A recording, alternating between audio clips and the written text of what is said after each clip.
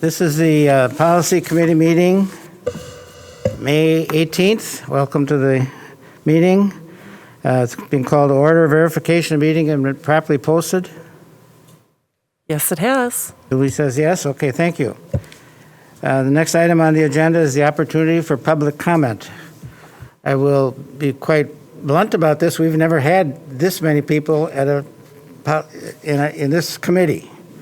And I appreciate the fact that many of you are here willing to share something with us. That's important. Normally we would have a half hour limited to this. We're just going to go a little bit over because possibly we got 15 people. We do limit it to 3 minutes per person, and you can't duplicate that by coming up again. Yeah. Other rules, obviously, we believe we should have a professional approach to this. And with that, Julie will warn you when it's 2.5 minutes to give you an idea that we're getting to the end of your 3 minutes, and then we'll say time. Okay, given that, I'm going to start with Alex Urbis. Am I close on that? That's me. Pardon? That's me. Okay, and on deck is Mackenzie Nowitzki. Hi. Thank you for making this time for comments. I won't go over my 3 minutes, I promise. I wanted to come tonight to comment on regarding the lack of implementation plan with the change in mitigation strategies, particularly with regard to the masking strategy. While it's true that there's a little bit of a lack of agreement among parents whether kids should be masking or not, I think most parents were disappointed with the disorganized way in which the change was implemented in the schools. There was no consistency from school to school, and in many cases, classroom to classroom.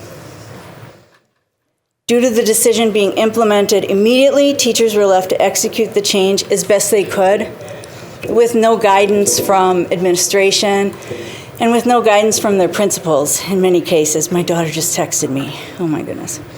And as you know, parents talk to each other at all grade levels. I've gathered some examples of what happened late last week after the board's decision, and I've depersonalized them. They're not apocryphal. These actually happened. But none of this was the teachers and staff's fault. They did the best they could. So we had first graders that were greeted first thing in the morning and told that wearing a mask is optional, and you have a choice whether or not you want to wear one. First graders, they don't have a choice. There were other elementary students that were told that if their parents sent a mask, they had to wear it, no ifs, ands, or buts. Do you have a mask? Wear it. That's it. Some teachers chose to divide the classrooms up, putting kids with masks on one side, kids without on the other. Some teachers let the kids choose. Some teachers did none of that. A lot of parents are upset by this, understandably. Finally, a high schooler reported that she went to the nurse's office to request a replacement mask and was told by the school nurse, who was not masked, okay, backup masks were no longer going to be made available, and that she didn't have to wear a mask anymore anyway. And again, it's the parent's choice, right? The common theme is the lack of direction, I think. Seconds. Along with the decision to make masking optional, there should also have been a plan put in place to help teachers enforce parents' wishes, not the kids' wishes. And we need a system for backup masks, regardless. Thank you. Thank you.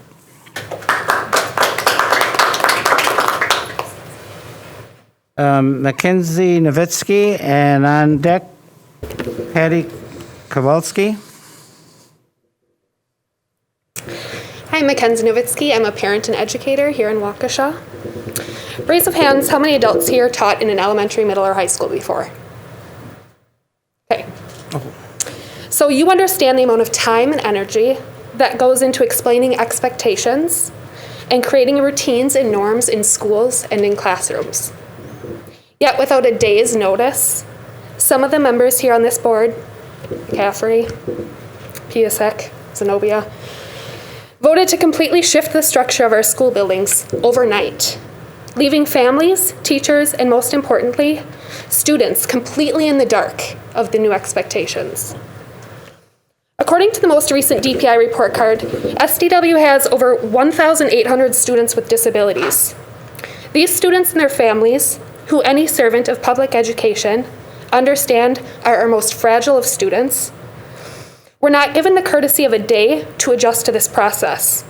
There was no consideration to how this affected legal student support in the 1 in 5 of students here that have an IEP or 504. Many of these kids require the use of visual schedules and social stories to adjust to the change. You gave them 0 days notice. Over 4,000 of SDW students come from economically disadvantaged households. Many of these families didn't have the option to choose to keep their students home from school last Thursday, to revise a plan that worked for them. You gave them 0 days notice. This doesn't even include the thousands of families in the district that have chosen face-to-face instruction instead of virtual options because of the mitigations that were in place. That rug was pulled out from underneath them in the middle of the night. You gave them 0 days notice to review their options and ensure their family's safety.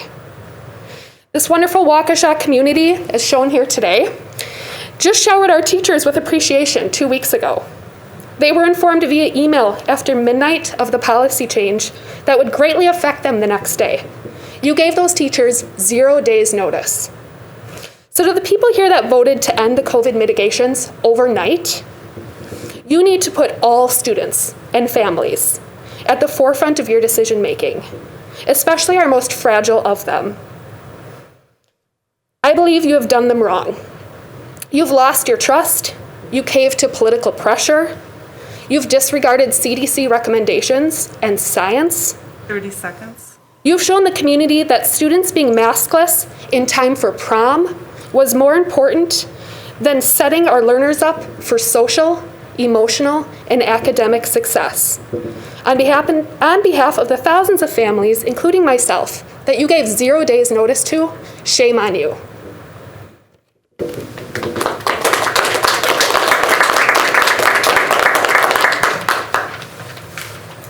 Patty Kowalski, followed by Samuel D'Amico.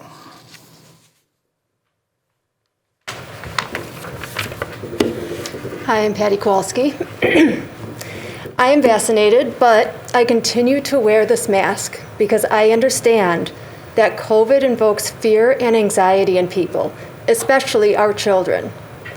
I have seen this personally and professionally as a pediatric RN. These children worry that their cold symptoms will result in suffering or death to someone they love. They know through science that people without masks are more likely to spread COVID. I wear this mask so that they can be less afraid while they wait for their turn to get vaccinated. To the board members here who voted last Wednesday to remove the mask requirements in our school, I am here to speak with you.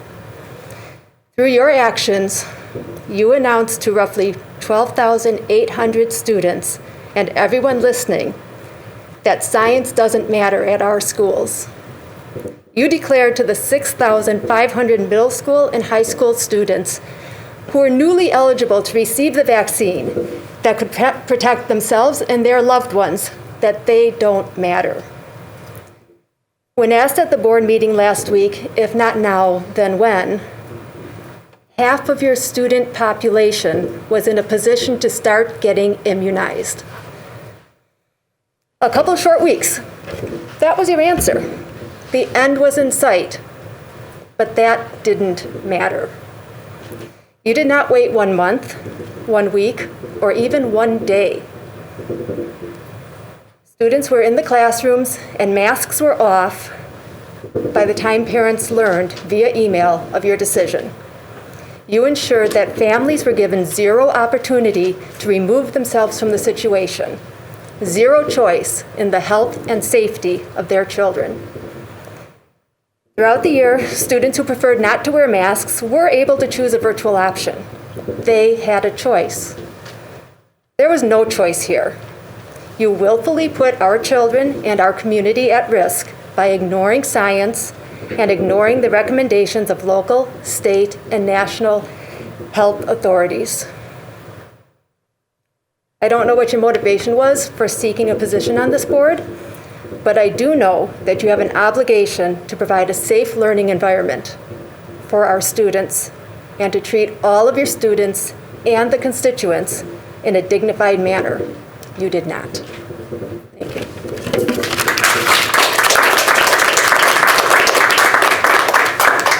Patty Samuel D'Amico, and on deck, Zach Bennett.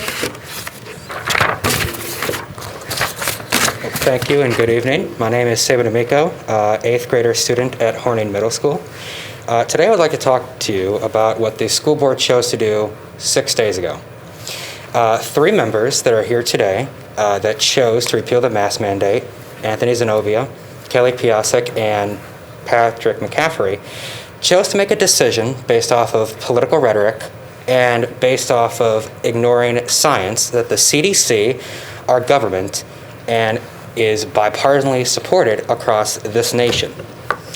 A campaign rally was organized by 2 of our school board members, Anthony Zenobia and Kelly Piasek, with at least 100 people standing around them outside these walls wearing MAGA hats, Trump apparel, while getting ready to speak on behalf of killing the mask mandate.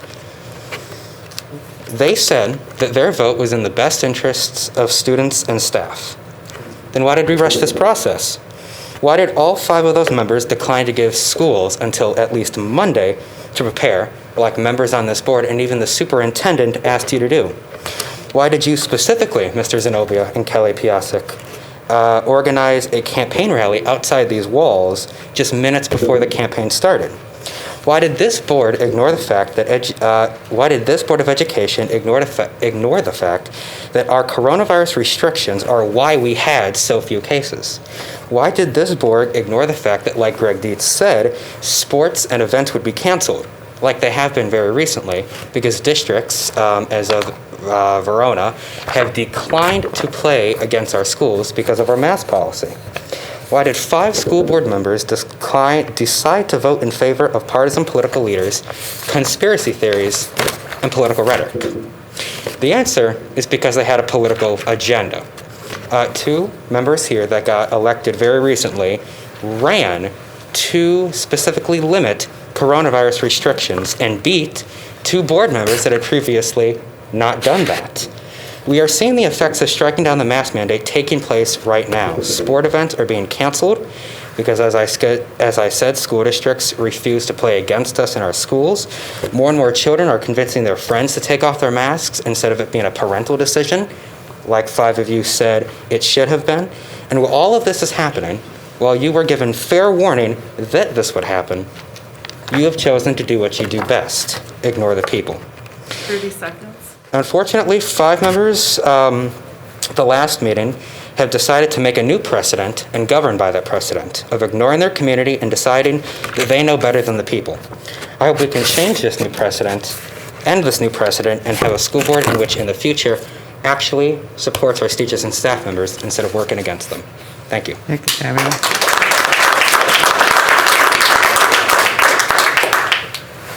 Zach Bennett, and on deck, Carrie Kummerl. Good evening. My name is Zach Bennett, and I'm a teacher within the district.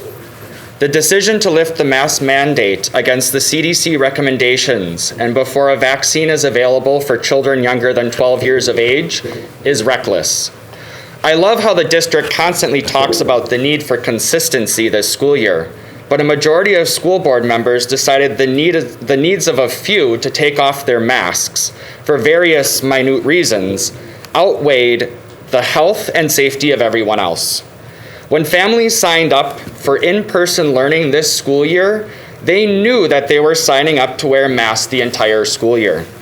Why is it okay to disrupt the routine and learning of students for another time when there were only about 20 days left in the school year? It seems like those parents who are able to shout the loudest and carry the most insulting signs were listened to more than all of the other key stakeholders to be affected by the board's decision. I don't blame those who might have wanted to speak to be scared to walk into a mob of maskless parents.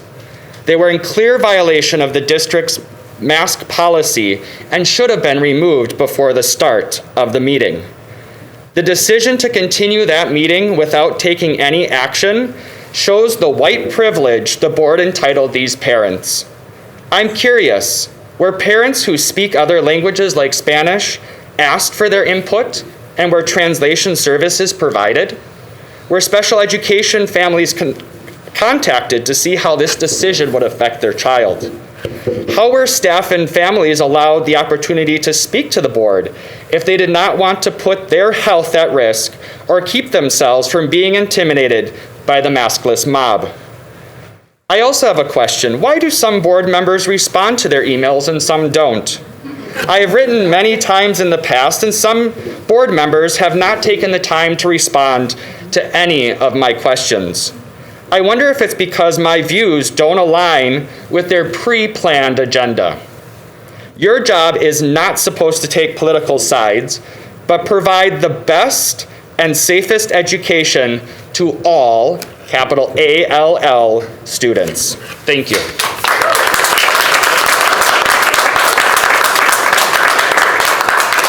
Thank you, Zach. Carrie Kumro, and on deck, Rachel Delicott. My name is Carrie Kumro, and I've been proud to teach special education students in Waukesha for 23 years. I can tell you with certainty that I was not proud of what I saw and heard at the board meeting last week. I'm here tonight on behalf of the voices that you didn't hear at that meeting because they were drowned out for various reasons, the main one being fear and intimidation. As we say to our students, the loudest voice isn't necessarily the one speaking the most important message. Our goal, both as teachers and as members of this school board, is to make decisions for the benefit of all students. The responsibility of the board is to maintain a safe environment in this school district where all community members, their voices are solicited and encouraged. In an email I sent to the board last week, I detailed how the decisions made at that meeting were not made for the benefit of all students and families. It was for a specific group, the one who spoke the loudest. The notice for the emergency meeting the week before came late. 12 buildings, as of the day before, did not have notice of that meeting posted, which is illegal and against board policy. It excluded participation for many of our families, which was the intent. The board does not provide notification of meetings in Spanish, even though a significant number of our families in this district need these notifications to be aware of what's happening. The board does not provide a translator so that our Spanish-speaking families can watch the live stream. The board and board president allowed the crowd of people at the meeting to dictate and change the mask-wearing policy at the Lindholm building during that meeting without consequence, even though it was discussed ahead of time and clear expectations were given but not followed through. The behavior at that meeting clearly violated board meeting policy, which allowed yelling, cheering, and attacking comments towards those who did not agree with the vocal group gathered. The comments made by that group were shared with many of us and were disgusting and derogatory, including swearing at pro-mask speakers as they left the podium, and a comment about the assumed sexuality of the son of one of those speakers using a gay slur. This board needs to do better. The atmosphere at future board meetings needs to change so that all of our community members, parents, and students feel safe being there and sharing their voices. What I saw at the board meeting last week embarrassed me as an educator in Waukesha. If we have specific expectations for teachers in our classrooms, we need to have similar expectations for our board members and the decorum at board meetings. 30 seconds. How will we attract qualified candidates for teacher positions in the district? In Waukesha, we accept all. We don't mock or belittle those who disagree with us. The same needs to be said for this board and its supporters. Thank you.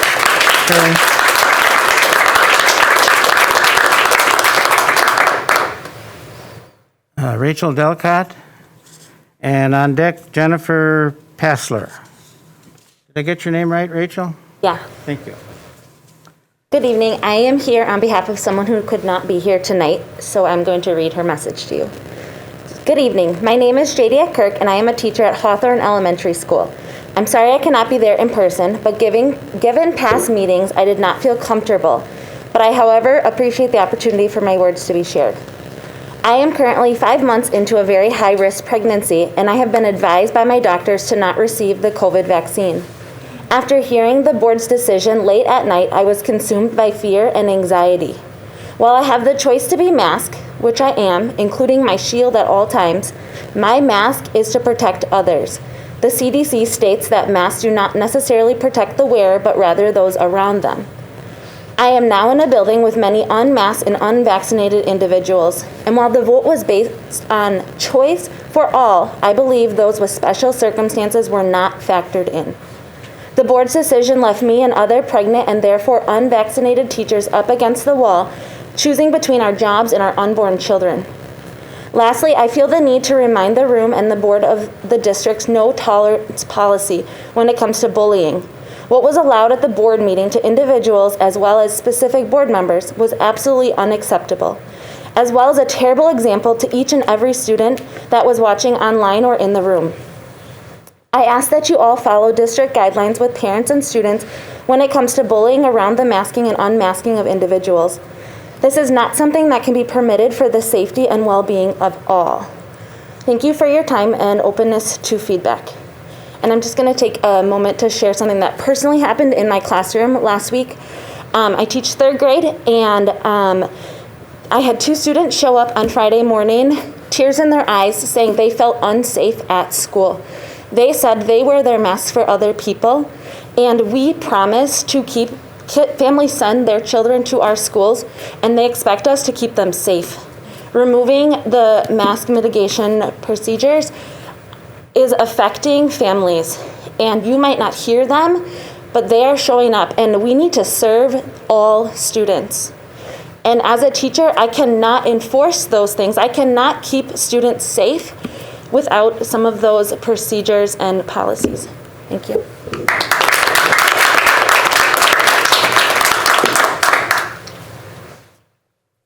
Jennifer Passler, and followed by David Latz. You. I'm not here to debate masks. That decision has been made. I'm here to speak about the tone of last week's meeting. I know running for school board is a political process. However, once elected, there is the expectation that you represent all of us and are transparent in your decisions that should strengthen the district. This seemingly was not the case last week. Arguably, a political agenda clouded your ability to collaborate with schools. If you had, you would have acknowledged the importance of giving schools time to implement the change. Legally binding documents like IEPs and 504s were affected by this change. No heed was given to this. Instead, a media show of parental choice was the focus, while putting the district in legal jeopardy. You also would have been told of the problems that would be created in our schools by your last-minute change. Your choice pitted students against one another. I'll give you one example that echoes many. On Thursday, when my daughter went to school still wearing a mask, she was called a fucking liberal by another student.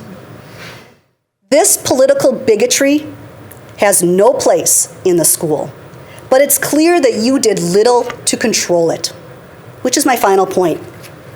Last week's meeting embarrassed our district. Adults did not have to follow the rules by wearing masks and were allowed to heckle other speakers, while a student was reprimanded for holding on to his sign a little too long. The treatment of that student, in contrast with the preference given to adults, was petty and immature. Bullies take advantage of power disparity. From a staff perspective, what professional would want to work in a district that allows this divisiveness? Schools are built on respect between the staff, the students, and the community. You need to hold yourselves accountable for promoting this. Thank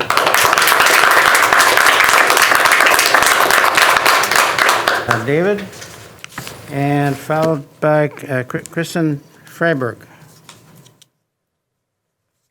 All right, good evening. So I think you all got an email from me Thursday. I chose to keep my son home. He's a kindergartner at Summit View. I'm lucky, right? So I'm also new at this school board stuff, right? So I'm just here to advocate the group on something that was clear to me watching one or two meetings, which is we need to act like a nonpartisan entity and focus on the well-being of the kids, the education of the kids, the safety of the kids, right? The kids. Watching last week's meeting, it was discouraging, right? Because it's not how adults show up. It's not how we set an example. And the part that bugged me the most out of the whole deal was you didn't give me a day to talk to my son, to prepare my son. You didn't give the teachers a day to prepare the classrooms, the staff, to prepare the schools.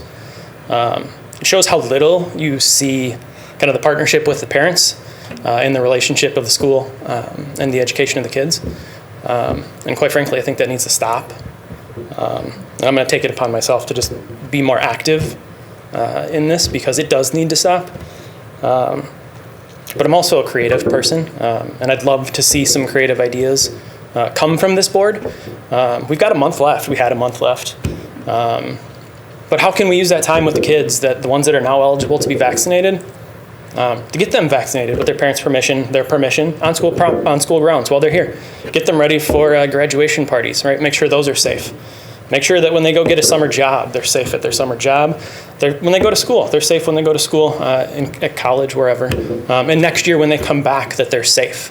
That's the kind of stuff that should be the focus. And last week was just a photo op. It was silly. And shame on you guys. Thank you, David.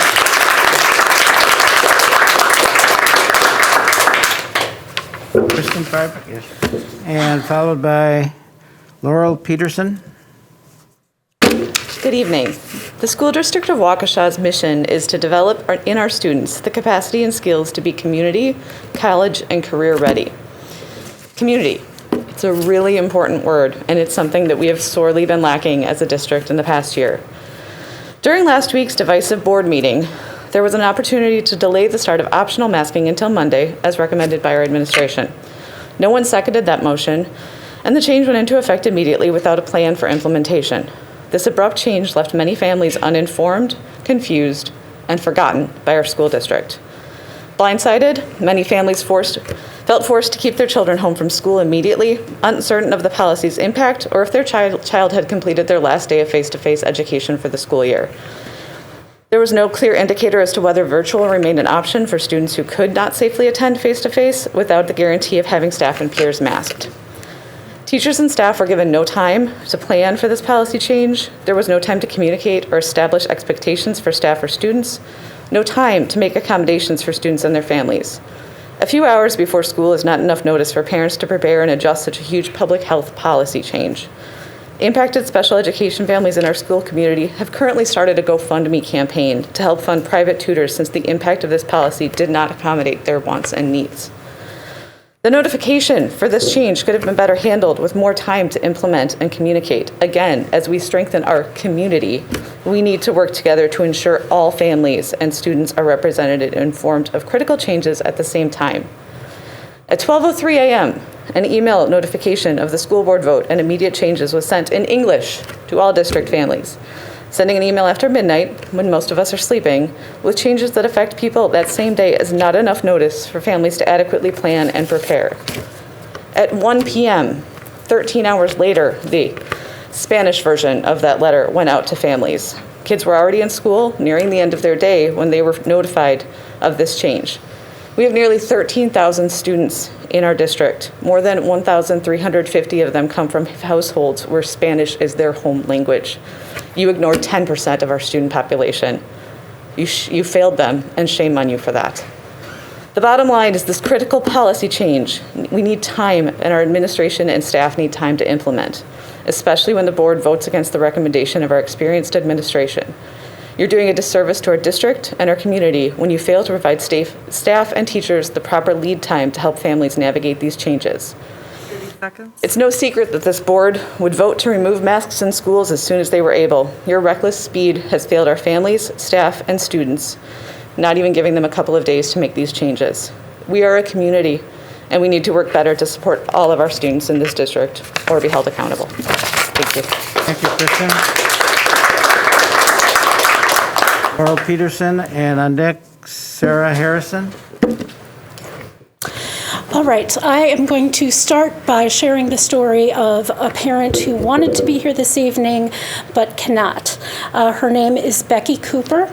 She has some health issues which make it so that it's difficult for her with COVID to be out in public, and it also, because of those health issues, she is a person that cannot get vaccinated.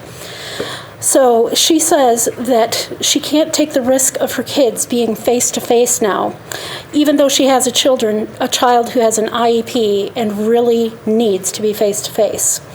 He has been virtual all year. His reading and writing IEP has not been followed well, and his special education teacher has not been doing things he would be doing if he was in person, like teaching strategies. He really was looking forward to going to the summer school reading readiness class, but now he can't because masks are not required, and that would put their entire family at risk. They needed in person, but now because masks aren't mandated, he's just falling further and further behind academically. And she says this will continue unless you can come up with a viable solution for masked in-person instruction for her son. Those are the types of stories that you're dealing with as a result of your decision. I know that, now this is me talking, I know that this decision was made to make a very vocal group of parents happy. Congratulations, you succeeded. However, you did not think of the needs of all of our students and teachers and community members. Not only did you go against CDC, state health guidelines, and local medical experts, because apparently they don't know what they're talking about, according to you, but you also went against the recommendations of your own superintendent and deputy superintendent. Why do you employ them with their vast amount of education, experience, and all of the research that they did when you aren't even going to discuss what they recommended? You're just going to dismiss it because you have your own agenda. So I know that this is a difficult topic, and there will never be complete agreement.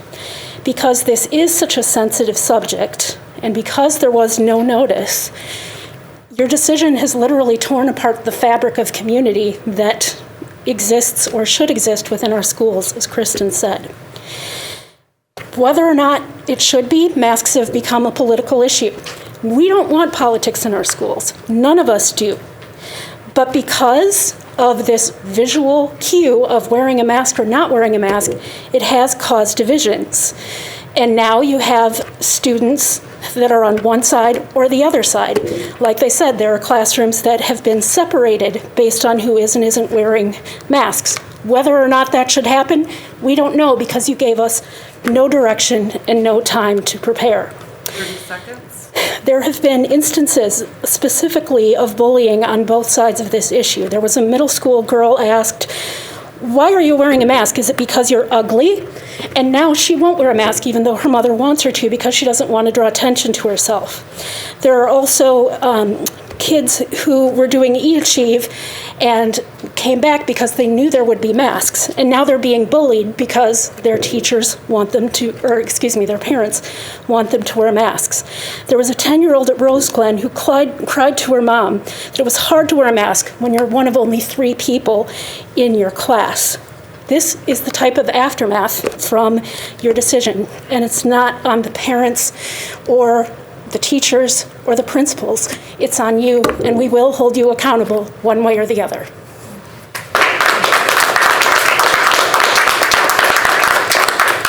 Laurel, Sarah Harrison, followed by Joy Jacobs. Hello, I'm Sarah Harrison. I have a student in North High School and a student at Horning Middle School. Masks protect others. They do not protect the wearer, they protect the people around the wearer. Giving an option to wear masks does not give your students an opportunity to protect themselves. It gives them the choice to protect others or to put others' personal health at risk and the health of anyone that they interact with. The student who goes to school and is near a maskless student can take those contaminants home with them, and they will be present when they're interacting with other people who may have made the choice to wear a mask. Cases were indeed going down based on mitigation processes that were in place. That does not mean the mitigation processes should have been removed.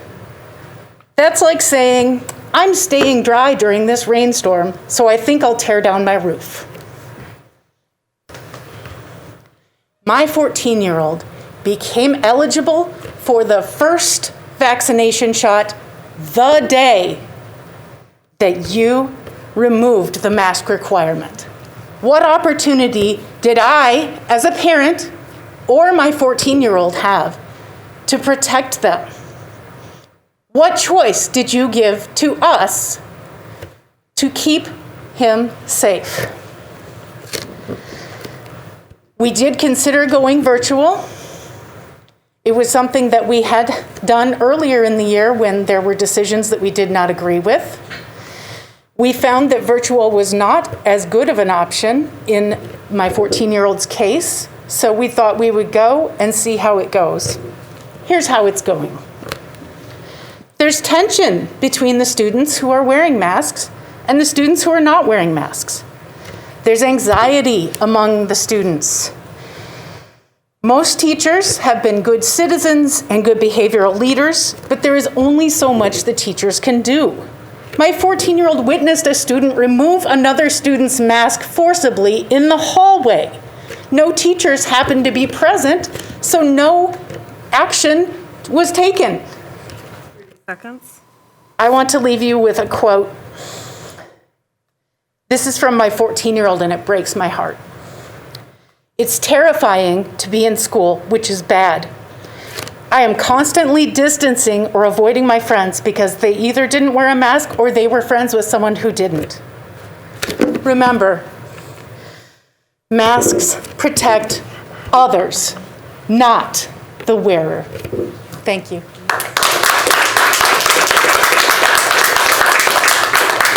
Thank you. Joy Jacobs, followed by Ben Menzel. Hi, I'm Joey, and I'm a junior at North High School, and I've come tonight to express my disappointment with the decision to reverse masks and to share my experience speaking at the board meeting last week.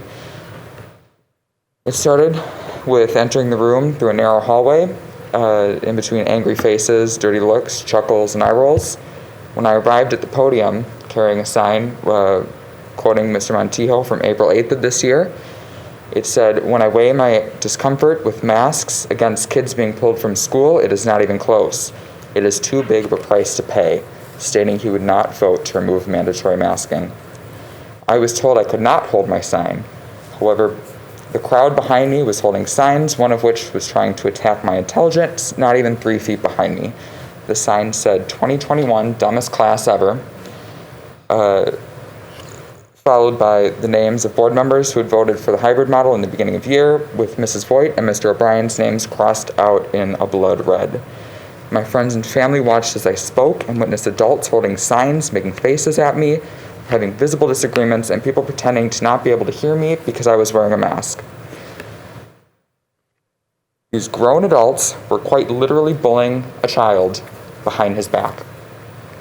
As I finished speaking, the dirty looks came to a close, and as I tried walking back to the door, a woman told me to wake up.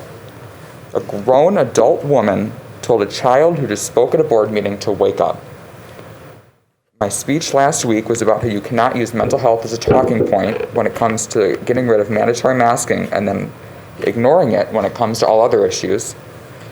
These past 6 days could not have proven my point any better.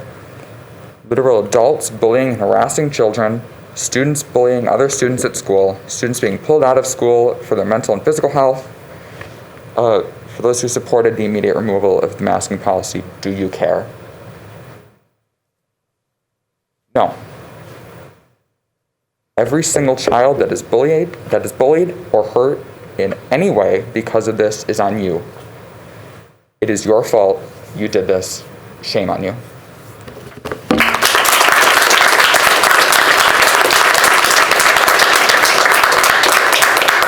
Thank you, Joey. Ben Menzel, followed by Kimberly Coronado.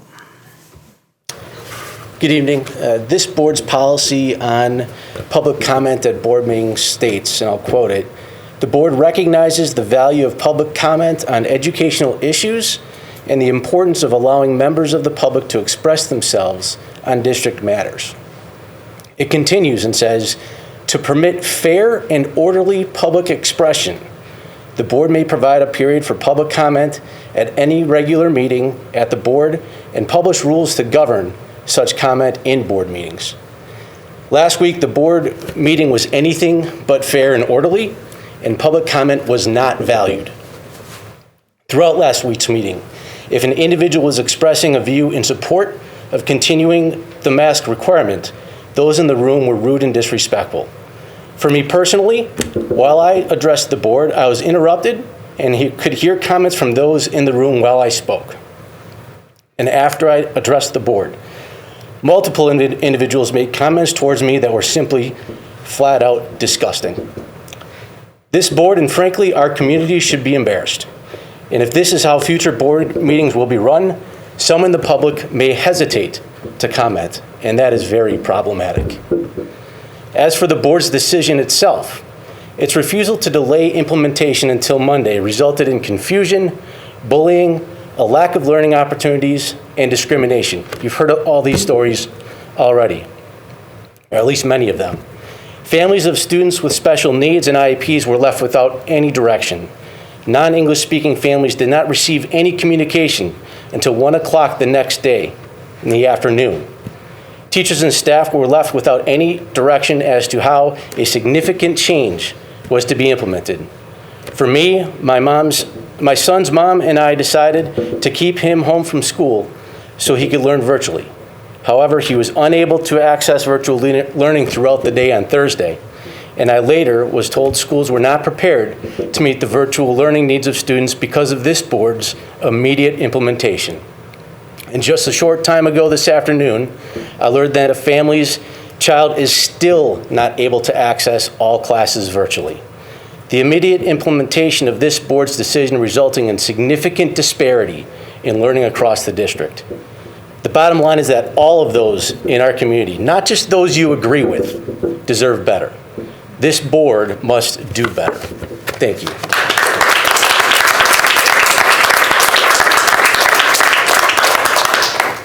Thank you, Ben. Kimberly Coronado. Hello, good evening. My name is Kimberly Coronado. I have 4 children in the district, and 2 of them are graduating this year. Yay. May is Mental Health Awareness Month. I think the most important part of children's mental health is everyone's mental health. It's more important than grades because without your mental health, suicide is a real thing, and I will talk to you. There have been suicide attempts in our district since this COVID and before. We really need to pay attention to the long-term effects.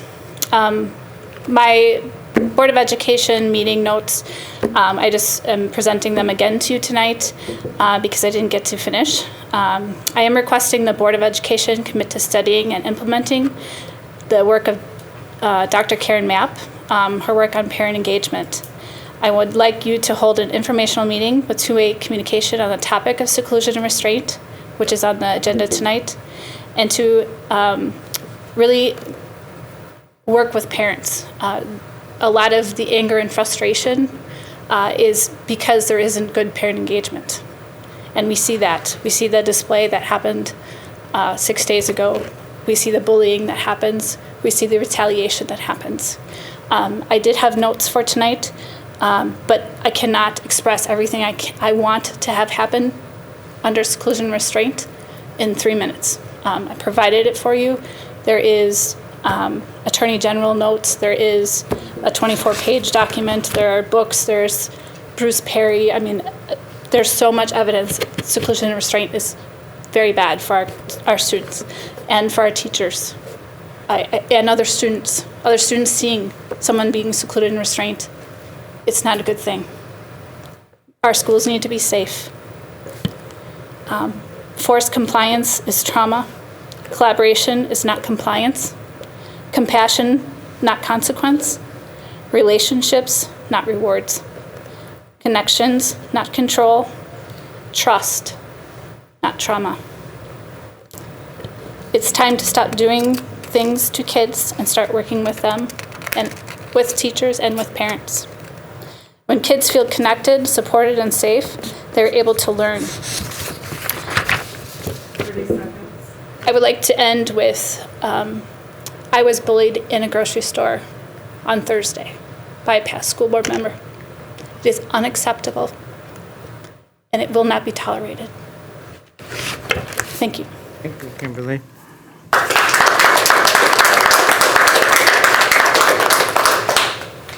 If anybody else has decided they wanted to address us, we could get one or two in. If not, that's understandable.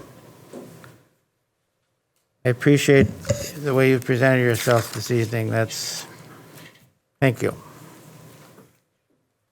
Okay, moving on. First action item is approval of minutes from our previous board meeting. Take a break and you're leaving. You don't have to leave, believe me. Thank you. Okay. Now, let's see. This is going to be,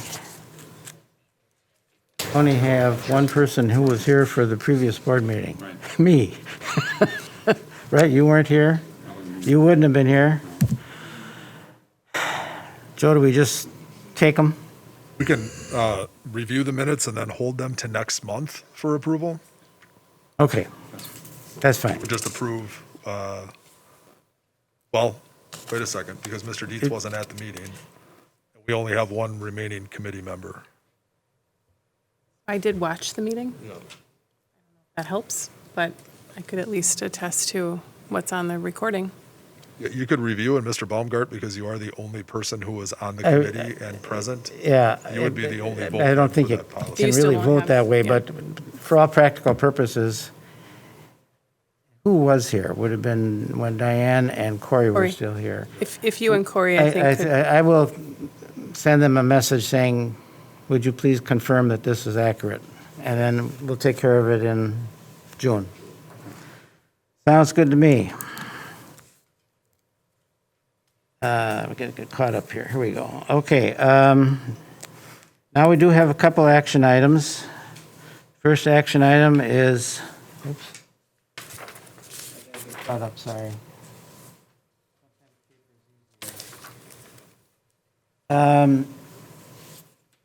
Use of seclusion and physical restraint with students, and that's 5630.01. And I'm going to steer. Joe, there were a few changes in here. Correct. Correct. There are some changes in here. This statute was updated at the state level a little while back. Those policy corrections are now in front of the committee for a second reading. On the first page of the policy, they do define what an incident is and its implications with law enforcement officers in school. We do have a higher standard to meet now with parental notice and written requirements. Further, we have an obligation to meet as an IEP team to discuss the behavior and the need for a behavior intervention plan within 10 days of the second incident of seclusion and restraint. We have an obligation to adjust the IEP, make sure that we have the appropriate services in place so that we do not need seclusion and restraint for a particular student. Okay, and I'm going to just back up a little bit because I should have shared with the new members, in fact, everybody here, that we have policies and bylaws that fall into different categories. And one of the categories is something that comes to us for legal reasons from either the federal government or state government, and that is specific. Correct. We really have very little we can adjust on those. Sometimes it's some definitions or something, but the reality of it is it's the law. And I believe this is one of those examples. Yeah, given the nature of this policy and the implications that it can have for students and the requirements that it has for staff, we want to make sure that we are in full compliance with what the state is asking us to do. That would be the case. So 5630.01, questions or movement? I do have, I apologize, but I have quite a few questions, and one would just be a matter of order. Since the previous committee did the first reading on the policy, I think it would be inappropriate to approve at this. We have a different, I understand what you're saying. And with that, and I understand the time sensitivity with the, I think it's Act 118, that some of the legal changes have become effective.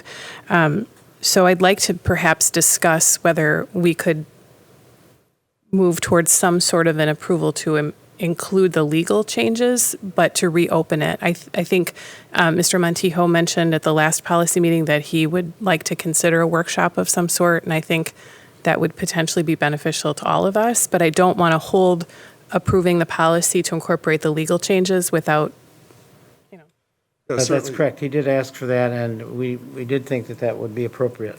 Now, with the summer coming up, it's not out of the ordinary. I think 2 or 3 years ago, we did a board workshop on all things related to behavior in the district. So it would be appropriate to get to that this summer. We can talk about this case with seclusion and restraint.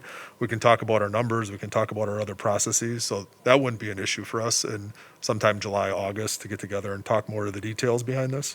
I would like to do that because I did look into the occurrences and I have a lot of questions. I just don't, I don't want to talk about that tonight because I know that's not part of the discussion, but I think it's really important because I want to understand those numbers. That's a good point.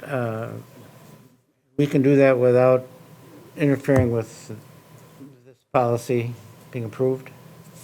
Correct. I mean, we certainly can come back and have a very detailed conversation. Yeah. That's fine. So then maybe I could just, I apologize for getting into the weeds on this, but I think when we get to the point of approving a policy here, we would be comfortable that all the wording and things are what we want it to be. So there are some inconsistencies. For example, when we talk about covered individuals, sometimes that includes staff members and sometimes it doesn't. And sometimes we talk about and law enforcement officers and sometimes we don't. And if I understand the changes from a legal perspective, it's intended to be all covered individuals and law enforcement. So I think there's some inconsistency in terms of sometimes in the policy we just say staff or sometimes we just say covered individuals. Mm-hmm. So I feel like that's something that we would need to get resolved. And again, I don't know how much hands-on work we would want to do here, but I could point, for example, to, item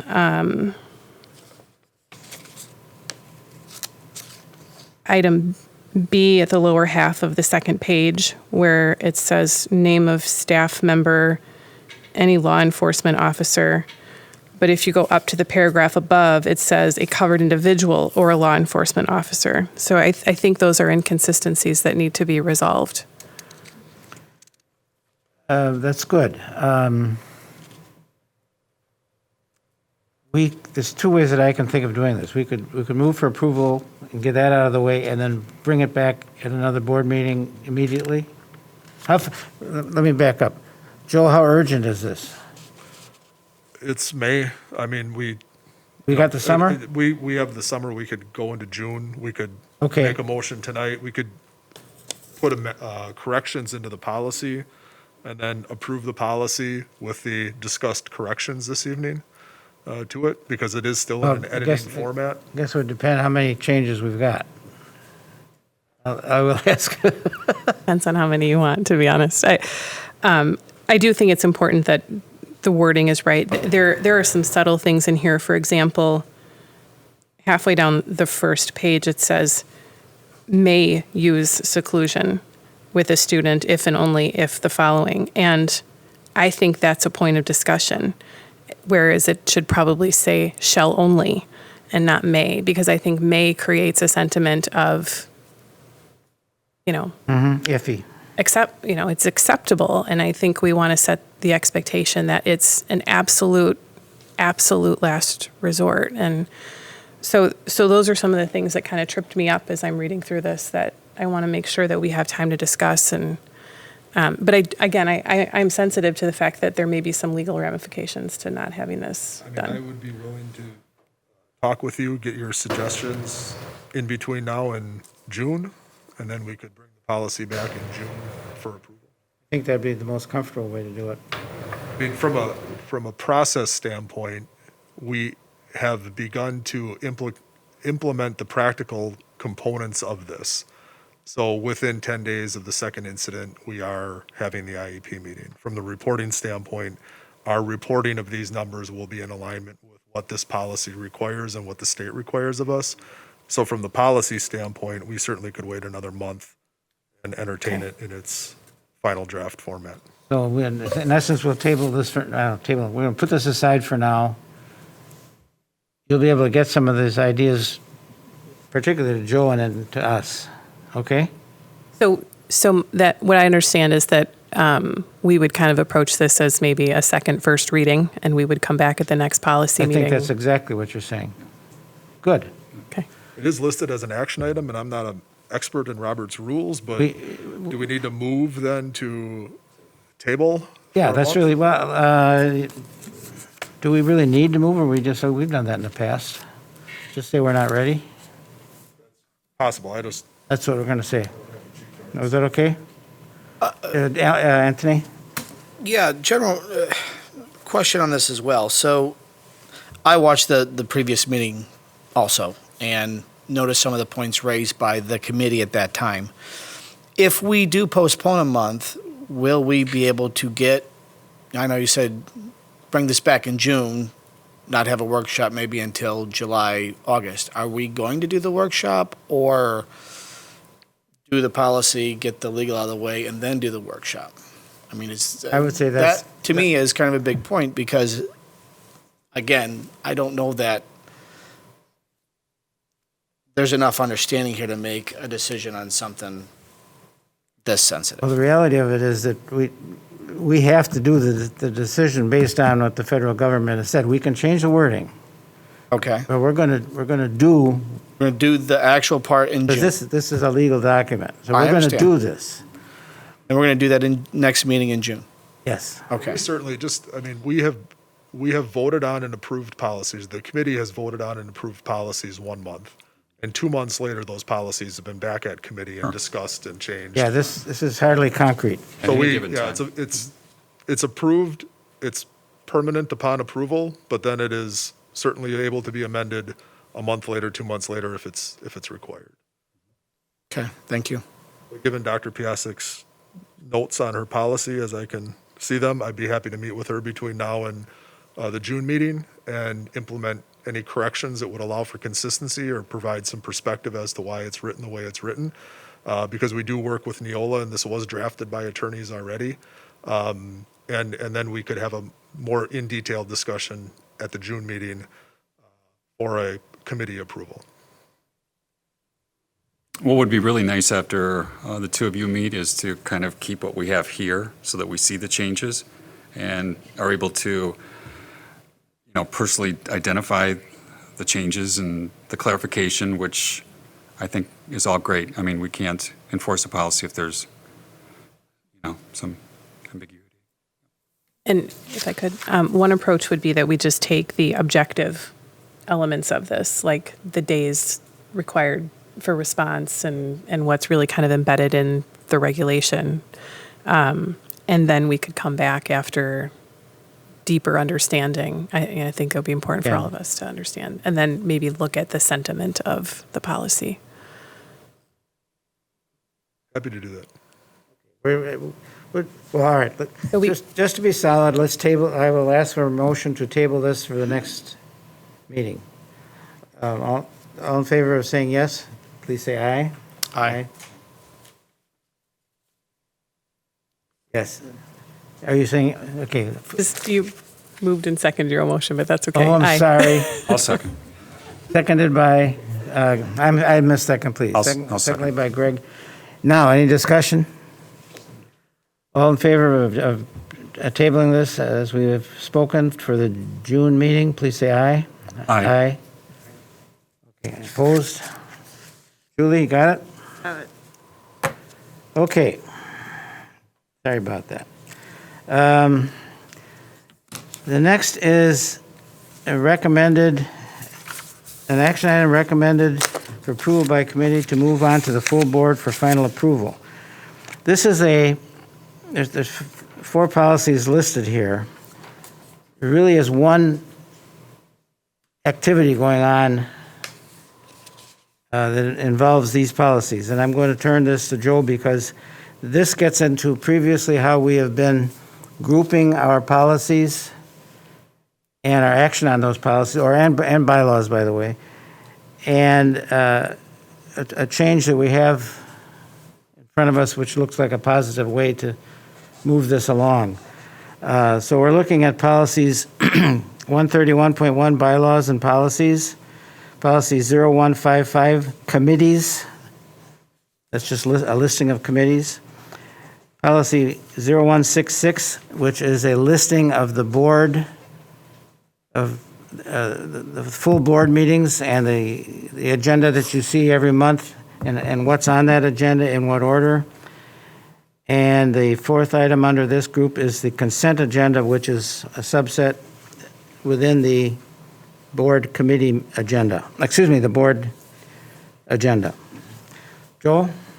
So just for some perspective, twice a year, the Neola Policy Service, which gives us the rough draft, the template of policy updates, they will give us about 30 policies, I would say on average, that need to be reviewed. Some of those reviews are things that are optional, that we would take a look at as a committee and we would say we don't want to do this or we do want to do it.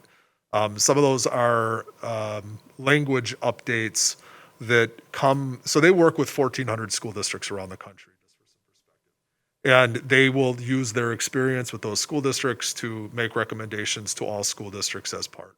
Sometimes they get into a language thing that comes in and they make that recommendation. So for instance, as we go forward in our policies, our review, there was a time when the Board of Education, it was spelled out as Board of Education, was spelled out in policy.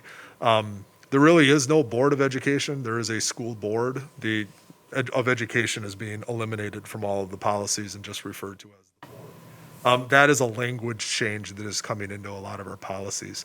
There are other technical changes that come through that don't change the meaning of the policy, but there's a word. For instance, 2 years ago, we had English language learners, ELL, was changed to English learners, just EL.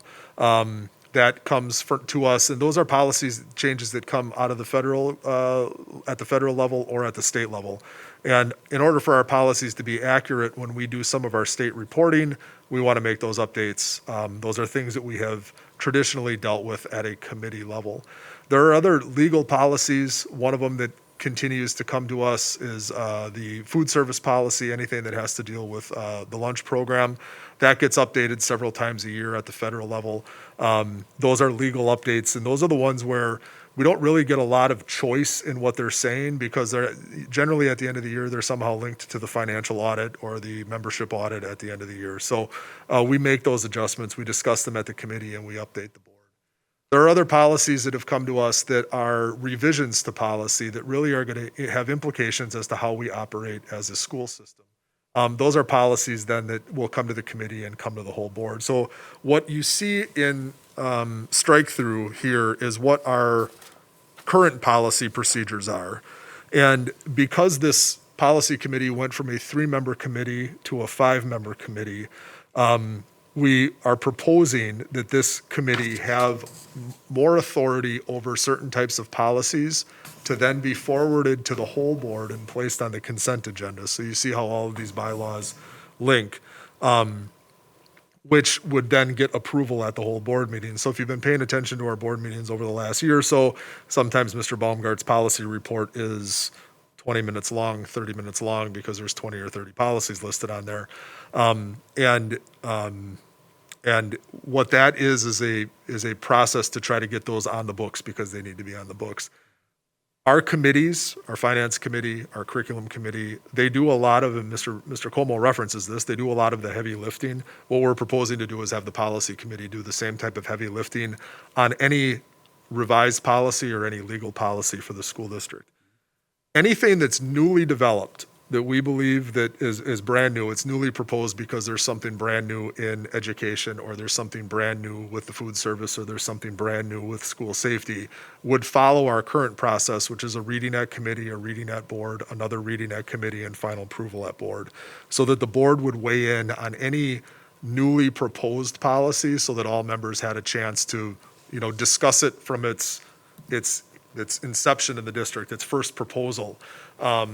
The policy changes if they go on the consent agenda, and we'll kind of get through this sequentially tonight. The policy changes would go to the consent agenda. All board members would have access to that, and then any board member at the meeting could wish to have one of those policies removed for full board consideration. So it doesn't eliminate the whole board from having access to any single policy that they want to discuss, but we hope to create an efficiency in this, because in June we will get an updated packet from Neola. And it would be our hope to have those on the books in August. Have the committee do the heavy lifting and then ready for the board to approve in August, with the exception of anything then that would be new, that would then take a couple more months to get through. So as you see this language under A and B, that really identifies under bylaw 0131.1, that talks about being approved by policy committee, any update or bylaw or policy update or revision will be approved here on the consent agenda. The second one then talks about what I had mentioned before, 2 readings at committee, 2 readings at board. Not to get too long-winded, but these things are interrelated tonight. Questions maybe on what we're doing or how it might work, or? It definitely makes sense what you're proposing with the consent agenda. I think the most important part is just that as agendas are posted, that the community knows what policies are being approved if they're rolled under the consent agenda. Yes. Some are much more interesting to the community, and others are more very local. Yeah, but we have in fact specifically brought up at our 3-member committee that needs to be spread out. That has been one of the benefits, if I may, about this board docs, because we are able to have the committee, all of our policies are forward facing, so the community can go in, they can see what the committee is going to discuss, they can see what the board is going to discuss. So where we're currently at with our technology and our platforms, it's much more feasible to do what you were talking about, Dr. Piasek, than it had been in the past, where a lot of stuff was handled in paper or PDF. No, I think it's very. Okay, Greg, Sorry. I'm sorry. Oh, either way. Oh, okay. He's all right. Okay. I talked Greg. to turn. Sounds good. Joe, when, or Dr. Cook, when the full board meeting agenda is posted the Friday before on the website, I think it's right at the top of the website. For example, under policy committee report, are the attachments to the policy available for someone that's looking at the agenda? They would be in the board docs under the under the policy. So if you go into board docs, and we do have some, we're talking with, from a website standpoint, we're talking about where that is posted under board meetings and agendas.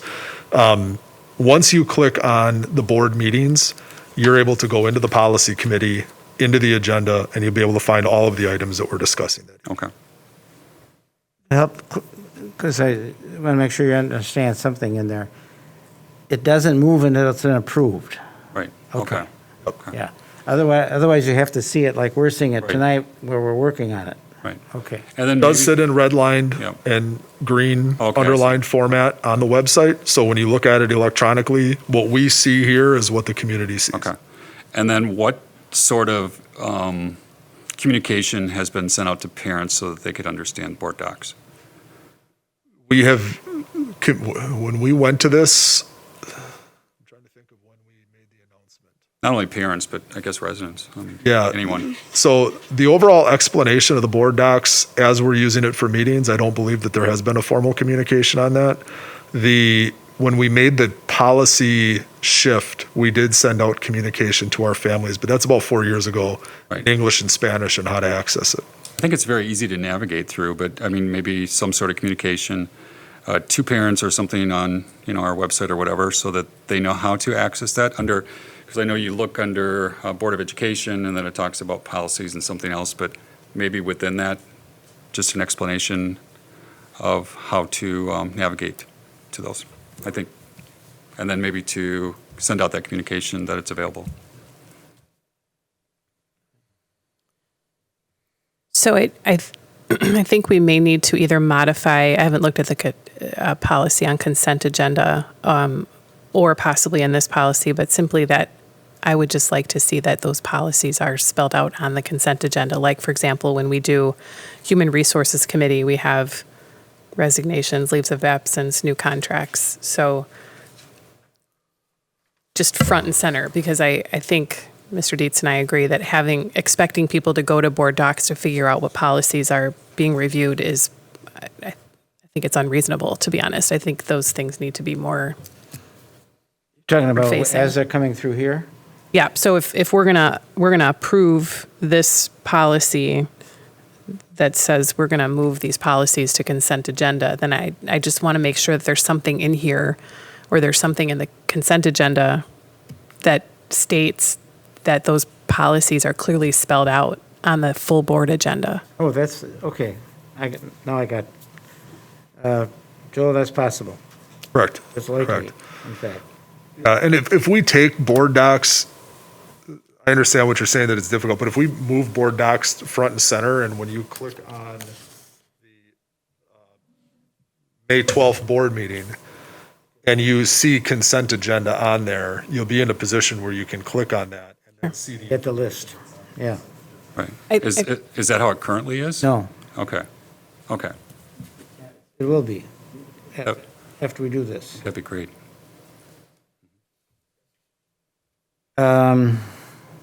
That's 0131.1 that we've been talking about. That's really just the understanding of the bylaws and policies. And I got to get caught up. Okay. Joe, is there any advantage of going through these four pieces before we come back and vote? Because we are voting on each of them. Should we vote on one at a time? I would defer if the committee would like to see them all, talk about them all first, then we can go back. Or we have had motions in the past that have been for the approval of 2 policies, 3 policies, 4 policies as a bundle. Anybody have a preference? I would be okay with taking them together. I'm okay with taking them together and moving them all forward together. Okay. Unless there's any Then exceptions. we'll move on to the list of committees on 0155. This was just the recommended change based off of the board reorganization that happened in April, where the technology committee is being rolled into the teaching and learning committee, and the safety and security committee is being rolled into the finance and facilities committee. So based off of policy, and just, I don't think I said it at the beginning, the bylaws are the policies that govern the board. When you get into the 1000 series of ours, you talk about the administration, particularly the superintendent. The 2000s, you get into our program. The 3000s, professional staff. 4000 support staff. 5000 students. So as if you were to align your school district, from what you would need to do first with the board down to what you need to do last. That's kind of how the policies are laid out. So this policy on committees is just reflective of the reorganization that happened back in April. Yeah, so are we really doing, Anthony? I have a question on that. I see the committees here that were striked off, but there's a couple of committees here that aren't listed. Yep. One is the Government relations. Sorry. Government relations. Oh, government relations, exactly. There's also two other committees, though, that the president has appointed in the past that aren't on here. And I guess my question is, what exactly are they? One was discussed last week as far as a reopening, which is one of these groups that falls under this paragraph at the bottom of the page, a special committee. And then there's a second one that has to do with education of some kind, which I believe Ms. Roddy is on that one. I think Dr. Piasek is on the one that we discussed last week, but I don't see those here. And I guess my question is why? I don't know what they are, when they meet, what they do. Our president is in the room, so Joe, do you want to address that? Because I think you got a clear answer to that. Sure. Yeah, so the committees that you see in the policy in front of you, they're called standing committees. And those committees, most of those committees, at least the ones that we're boiling back down to, have been around for decades. Safety and security was formed a few years ago as we believe we needed to have a committee focused on that, primarily due to the additional gun shootings throughout the country, unfortunately. So those are standing committees. All the other assignments that you see on the, like the school operations committee, that's an administrative committee where we ask for board representation.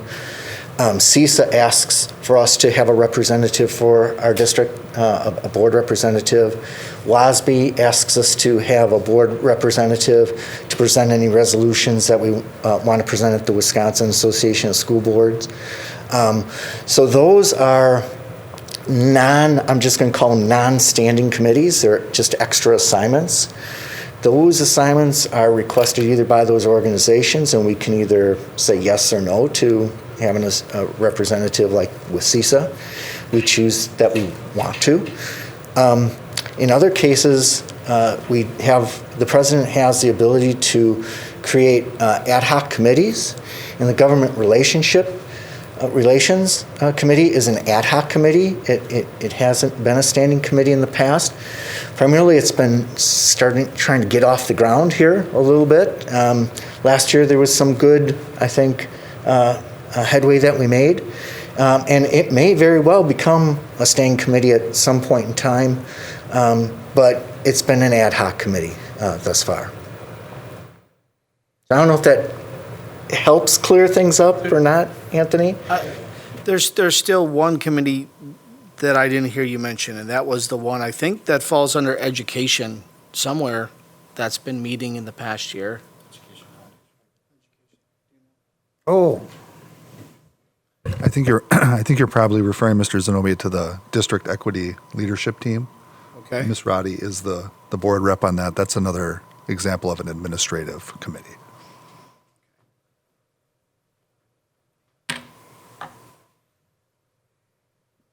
Okay. Yeah, I see there's really three things here that aren't on this, and I for the purposes of this policy, I don't know that they need to be. My question in raising them was, for the board going forward, when will we know these other committees are meeting? And I know that's kind of not to do with this policy, but can we have these meetings on the rotation of this meeting is at 6 o'clock on Monday, Tuesday, whenever, whatever it may be? My question is just, if we're not going to have it listed here, how will we as a board be notified when these things are going to happen? It's my only question. So I would say depending on the meeting, the Government Relations Committee, for instance, is noticed as a public meeting. So in your Friday packets, you would see when the Government Relations Committee is meeting. The Equity Leadership Team and anything that would be considered as an administrative committee, we generally provide that information to you in our Friday updates as to what was discussed or what will be discussed at the next meeting. But those are not posted as public meetings because they are administrative. They're not a board meeting in this case. But a member of the board could attend them? Yes. Okay, thank you.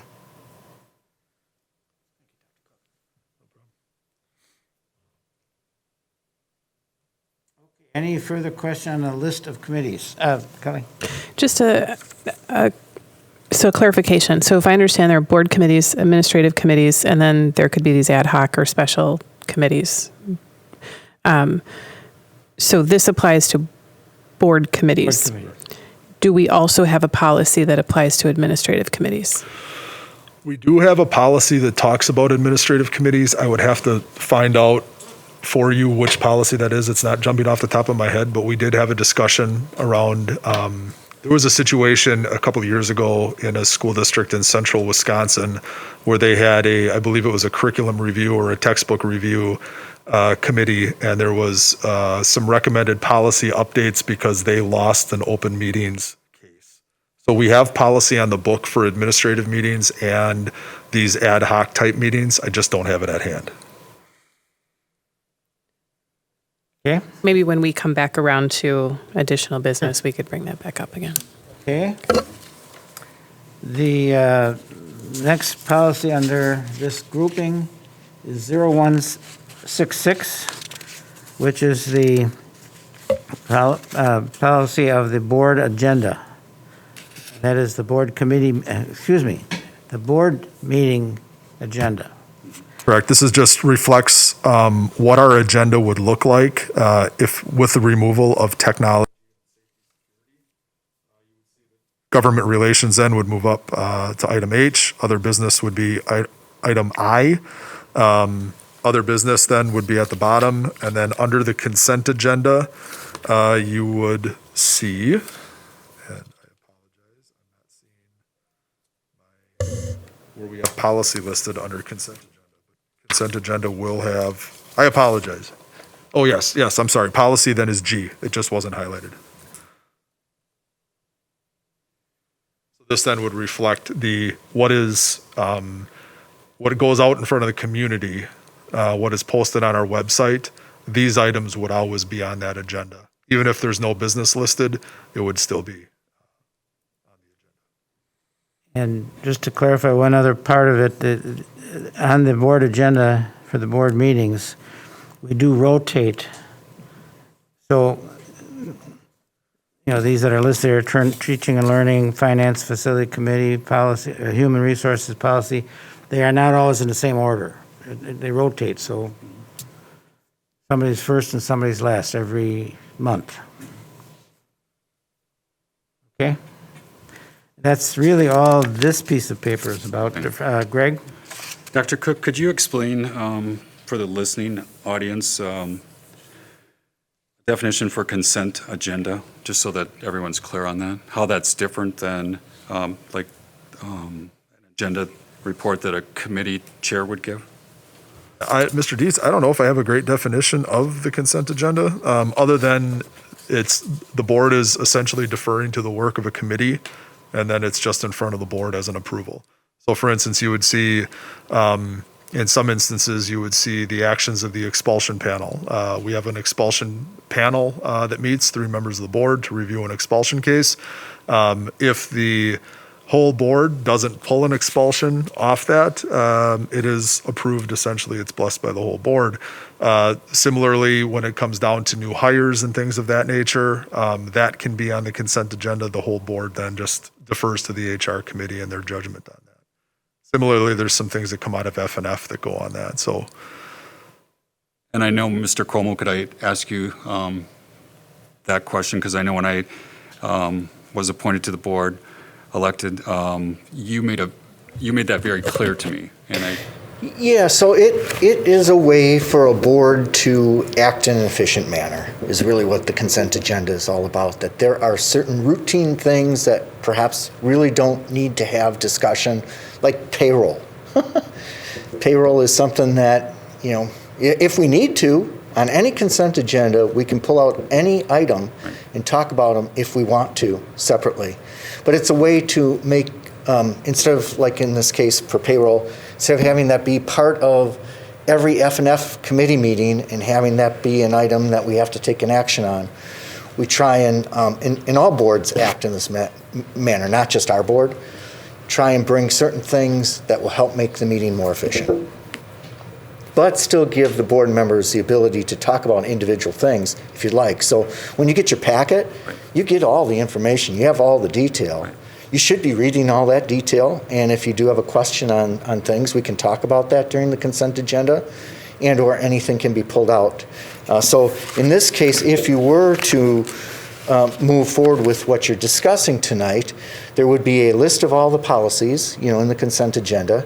And during the meeting, if there was one of the policies that a board member wanted to talk on separately, they could move and get a second for that, and then we could pull that out and talk about that in great detail. My hope is that there's a number of things that could help speed up our meeting in terms of, when the federal government or the state government says you have to change this to this, there's really not much debate on that, or any. We might want to bring it to someone's attention that might be happening, but a lot of those things are just really minor changes, like Joe had said, like Board of Education to school board. Those kinds of changes, really, hopefully we don't need to have you bring that up at the committee and then bring it to the full board for a first reading and then a second reading and then we take action. So again, it's to be more efficient. thank you very much for adding to Dr. Cook's and your explanation. Thank you. I appreciate it. Okay. That was 0166. Now we have 0166.1, which is quite simply the consent agenda had a sequence of things that we were offering or they were putting in the consent agenda. We are simply adding the policies and bylaws that we're talking about in these four segments to the listing on the consent agenda. That's all that one is. Yes, Kelly? So I just have one question about item F, which is public gifts, because I've noticed that Mr. Clark also announces the public gifts. Yep. Does that just leave that announcement as optional by keeping it in the consent agenda, or is it redundant to have it in both places? He reads it as part of the consent agenda. During that section of the meeting, it doesn't come in the F&F report. It's just a function of what he does and shares at the meeting. Got it, yep. There is also, I think, internally someplace, they get a thank you. We have a policy that talks about public gifts. It's separately. That's in a policy. Yeah, that's right. And then it lists the threshold by which we would, publicly come to the board for approval of the gift. Right.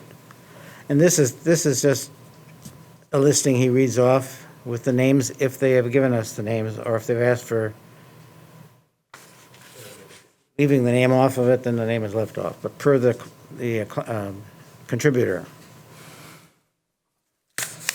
Okay, now the question we have here is the four four policies that have been listed before: the bylaws and policies, one, the committees listed, the agenda for the board meeting, and the consent agenda subset of the board meeting. We are open for further discussion on those or for a motion for action to approve them. Is there anybody willing to move for action on the four policies? You can just read them off. Could take a stab at it. A move to approve policy 131.1 bylaws and policies, policy 0155 committees, policy 166 agenda, and policy 166.1 consent agenda. Thank you. Second. Seconded by Greg Dietz. Further discussion? Seeing none, all in favor of approving these policies as presented, please say aye. Aye. Aye. Opposed? 4-0, Julie. I almost called you Lynn. Sorry. Okay.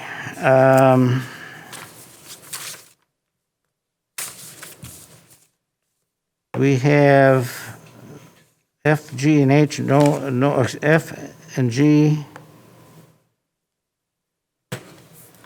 Nothing there.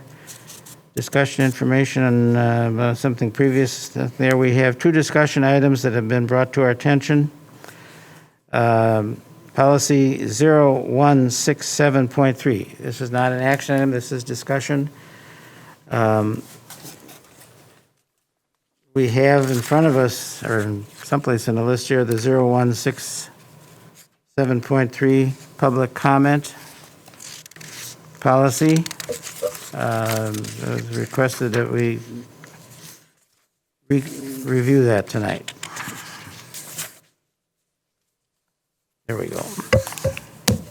Greg? Yeah. Looking at this, I think it's, I don't see any glaring changes as far as the policy itself. But I would just like to say I take full responsibility for my actions or lack of actions in making sure these are followed. And I know that I can do better, and I'm committed to doing so. And I would ask that you please continue to hold me to the highest standards, as I believe that is what should be expected of the Board of Education. I think if we aren't the role model for the others in the district, that's really sad, and we need to correct our actions. And I'm just saying that I'm committed to do that. It's on my radar, and I will put time and effort, not only during the teaching and learning committee that I chair, but also at the board level. If I see something within the current policy that isn't being followed, it is my responsibility to address that, and I'm committing to you that I will do so. And if not, please let me know. Okay. Other comments? Kelly? I agree with Mr. Dietz. I think, any one of us could have stepped in and interrupted last week's meeting, and by not doing so, we supported what happened, and I think we all agree that that was not okay, and we need to make some changes. So I regret that. I regret not interrupting and trying to do better. I do have some specific things that I'd like to address in the policy itself. And some of them will reflect, I think, a lot of what we saw last week, but also my personal experiences standing at the podium, because I do know how hard it is to be there, and especially when you're unhappy with what you're facing. So if I could just start with a few items, and then we could maybe discuss those. The first would be with respect to minors and students in particular, but minors in general. Item D requires people to announce their address, and I know that we don't currently require minors to announce their address, but I would like to make sure that those addresses are also omitted from the minutes. When someone signs up for a meeting, all that personal information is there. So I would ask that we consider how we can modify the policy so that that information is retained, but that it's not released in the minutes. I believe these are retained, are they not? So is that what your question was? Well, we do publish the addresses in the meeting minutes. So I'm asking that for speakers under the age of 18, that their addresses are not published in the minutes. Okay, thank you. That's a great idea. Julie, make a note of that. clarification, are you referring just to minors or any speaker? To minors. Where was that on here? I'm sorry. It would need to be added in item D. Got it. I know there's been some question from public speakers, and I've experienced this myself. You know, sometimes we ask people to say their address, sometimes we don't. I think sometimes it depends on the timing of the meeting. You know, is my time started or not? I know that's always a concern for folks, and we end up wasting more time trying to figure out if the time started or not. Right. Than omitting it. So I would just like to, and we don't have to resolve that today, but I think some clarification on whether addresses should be announced. I do know sometimes it's difficult to read what people write on the paper, so I understand that is kind of a redundancy. Mm-hmm. Good point.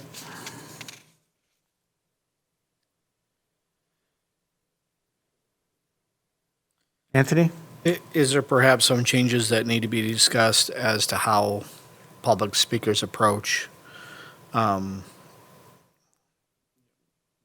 maybe a change of venue, maybe a change of the podium if we're having issues with people behind the audience or behind the speaker? Could we not address some logistics in the room to mitigate? Quite simply, the answer is I agree. Another? Along with that, I would advocate very strongly that any area behind a speaker is clear at all times, and I think that does become difficult in this room. Just the setup of it means that there's going to be people behind it, and we've noticed whether the podium's there or there. And frankly, everybody has a right to speak, and it doesn't matter what issue they're speaking on. I don't think they should have to stand in front of somebody else's messaging, and that is an area where I do absolutely wish I had intervened. Well, we should discuss signs. That's probably another detail here. But yes, I do believe that the area behind them should be clear. This has happened over the course of the entire year. I know people would bring in something and put it on the wall, and then the next speaker is stuck speaking in front of it, and I think that's not appropriate. Area of the podium is what I've heard. Correct, yeah. That was my point, to, make the logistics better for the speaker. I agree. My problem with signage of any kind is just a limit on free speech, which I think everybody has that concern. I completely agree. Signs probably should not be behind the speaker, but again, that would be to my point of logistically making it so that doesn't happen. I mean, I think maybe a simple solution.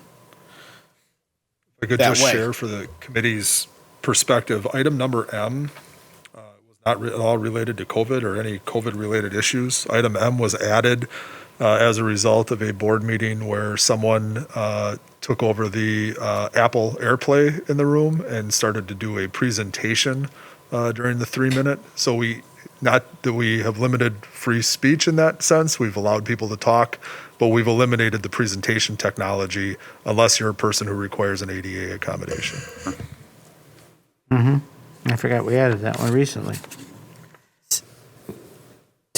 And with that, what I would understand then is that that was intended to be about people using presentation technology and not necessarily intended about visual aids or other. I mean, we don't want somebody to necessarily come in and give us a PowerPoint presentation, although maybe we do.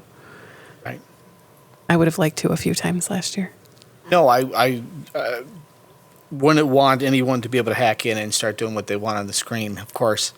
I just don't also want to limit people's ability to speak what's on their mind, whether they do it at the podium or they do it behind the podium.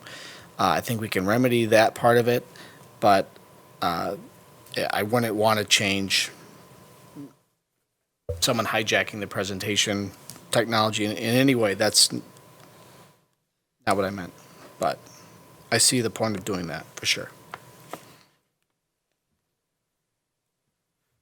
Other suggestions or anything to be eliminated or whatever. Just looking for ideas for future working on this. Greg?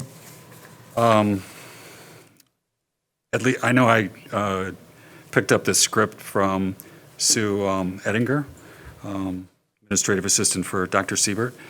I think it'd be important for chairperson of every committee or the board president to have the same script so that we're being consistent in addressing the items within this policy. I probably wouldn't have had it if I wouldn't have asked, but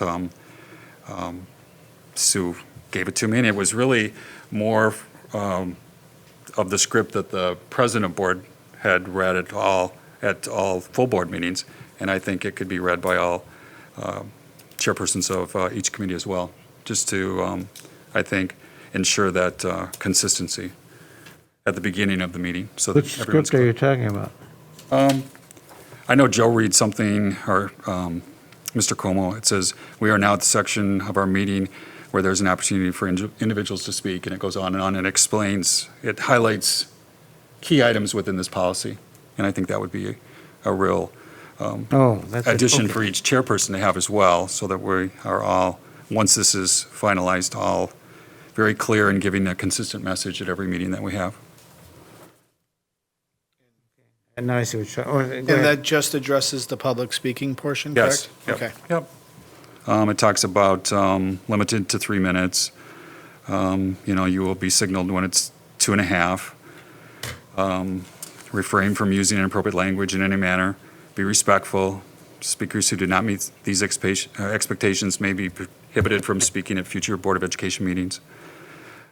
Also expect the audience to be respectful of the speaker and refrain from responding with verbal comments, cheering, applause, or other behavior that will detract from the meeting. So maybe if we could get the latest version of the script that Mr. Como uses, our board president, at the full board meetings, and maybe we could just look at that and maybe try to clean that up a little bit, and then make sure that our chairs are giving the same message before even like a committee meeting. Been on the list. Other? Yes. Just a couple other thoughts. Again, having been at the podium, I know how difficult it is to be speaking without the engagement of the people at the table. And while I may regret saying this, I think that we should be open to some dialogue with speakers. I think that's important. And I think that, like it or not, we should be in a position to answer questions. I know that some of that comes in the form of email and outside dialogue, but again, just speaking from experience, it's just not, it's not a pleasant position to be in. And so I would just like to request that we consider that during certain meetings, perhaps committee meetings, that someone could request an opportunity to dialogue with the committee or the board.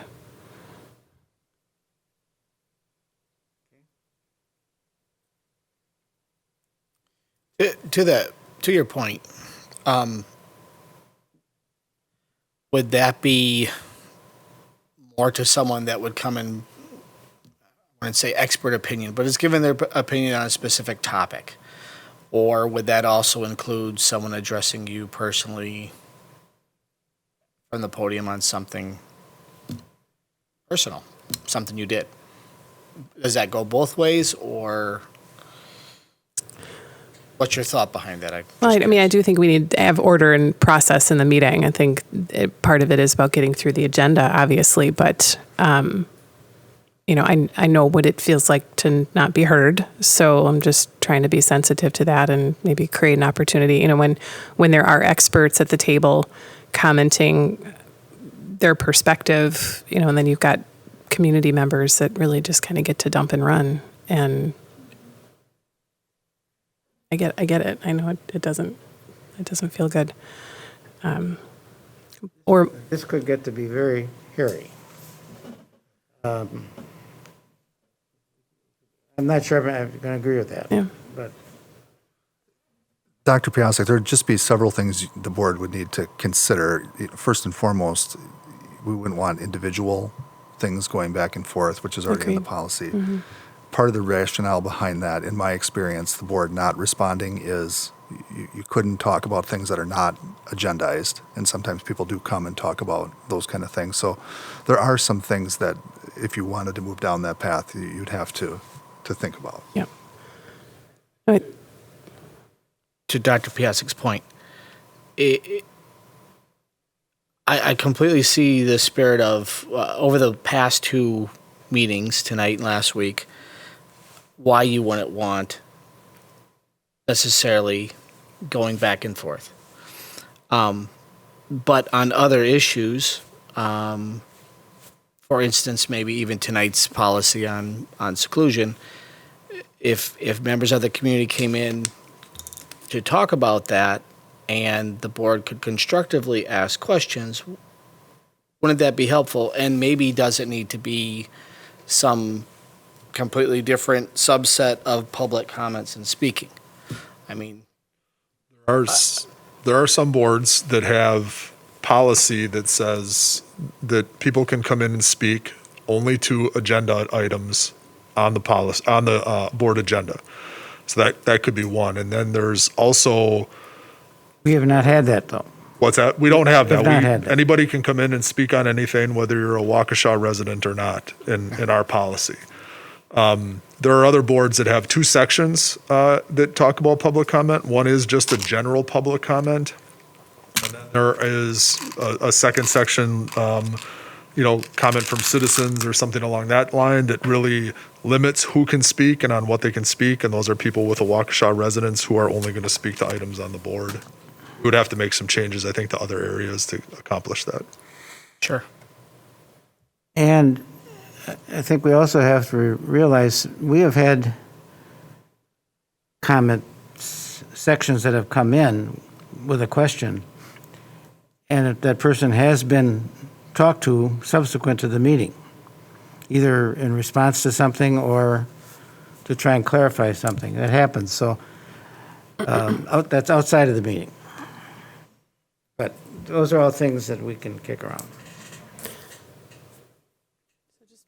One more thing for me that I think is missing is the enforcement component of this, because I think, there have been incidents that have resulted in additional communication or decisions to ask people not to speak or of that nature. And I suspect that it's not clear why and when that might happen, and is there a warning letter and then there's a decision, and is there a time limit to that so that we can be consistent? And I'm not suggesting that I expect to have to use these things. I just think that being consistent is really important and fair. Consistency, yes. So, for example, if request an individual leave the meeting when that person doesn't observe reasonable decorum, what happens then? How many times does that happen before they're told that they can't return? And if they're told they can't return, how long does that last? That's where I just think we should put a little bit more consistency to that. And, is it indefinite? Is it?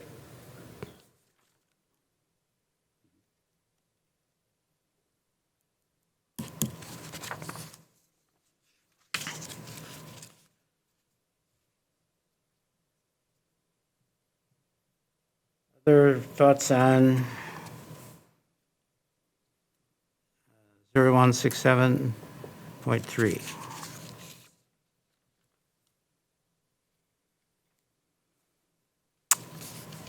Okay. None. Also had. So will we bring that back, Mr. Baumgart, next meeting? Yeah, we can bring that back next It meeting. can be on the agenda. Oh, great. Thank you. Yep. Yep. Awesome. Thank you.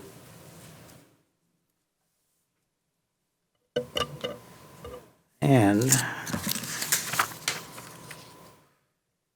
the other discussion policy that was brought to our attention was 5511, Dress and Grooming.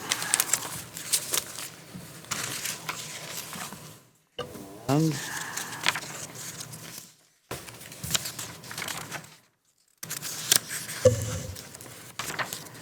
We have that policy done, the very back end of this thing.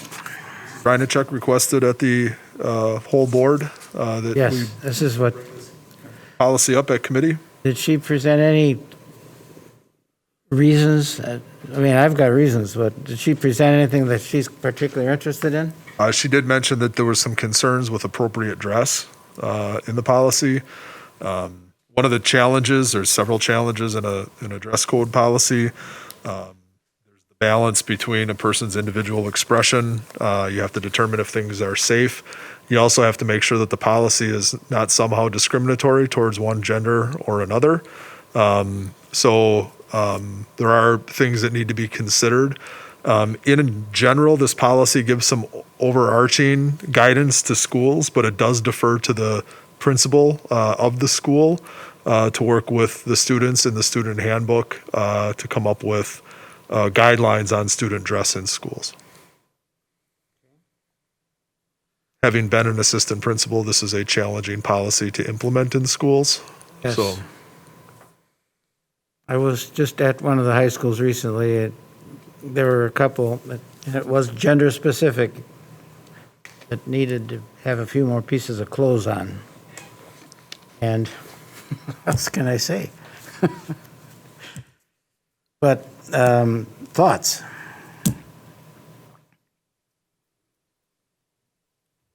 Greg? Dr. Cook, we've reviewed this policy before, right? Correct. Oh, yes. Do you remember some of the things that we've either added or deleted for certain reasons based on our connection with Neola?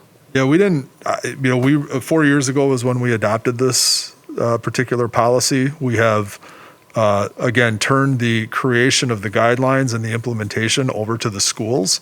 There are changes and trends in dress, the availability of clothing, what type of clothes are being sold, that we allow our schools to have the flexibility to meet and review and implement a acceptable dress policy at school.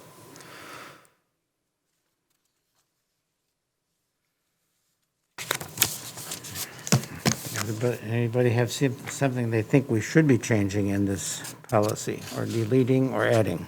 Dr. Cook, can you tell me what body art is? The first full paragraph from the bottom on page 1. Is that a tattoo? Let me just read this in its entirety. Clothing, jewelry, body art. Where are you looking? Right here, body art. Oh, that's not the bottom. Okay. The first full paragraph from the bottom. Yeah, so I mean, you have to carry that forward to talk about promoting alcohol, tobacco, and drugs. Oh, so it's all that. Okay. So it's correct. Specific to that would be determined to be inappropriate. Okay. From time to time, we run into a marijuana leaf on a necklace or in earrings and stuff like that. We have to address that.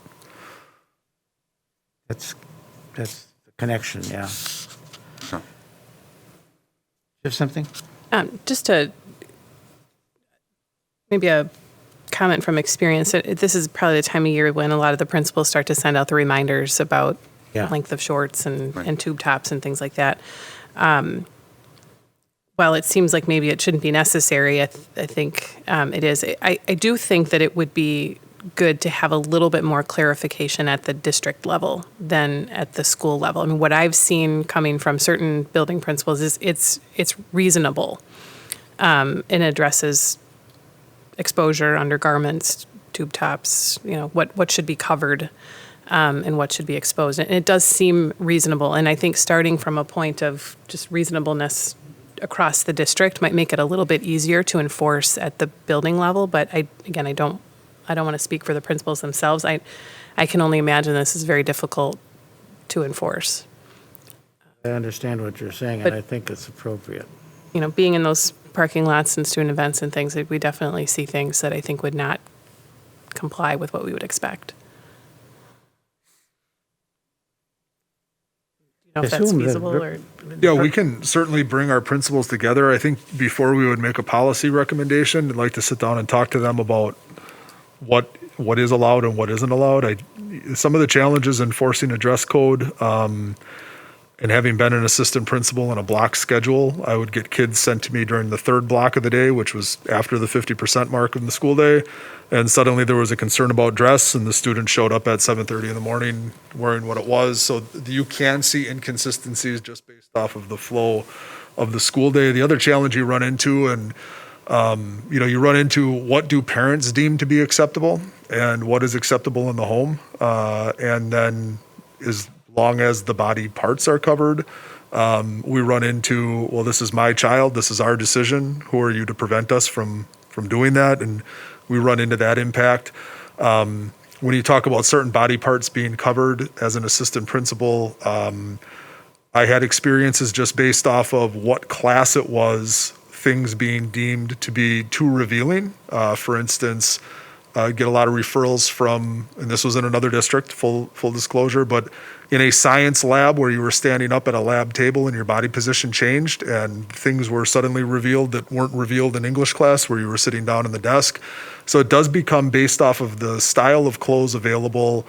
I would say particularly to young women, it can be very challenging to fairly implement a very strict dress code policy. So if we could talk to our principals about it, see what they're facing, and what recommendations they might have for the committee and policy.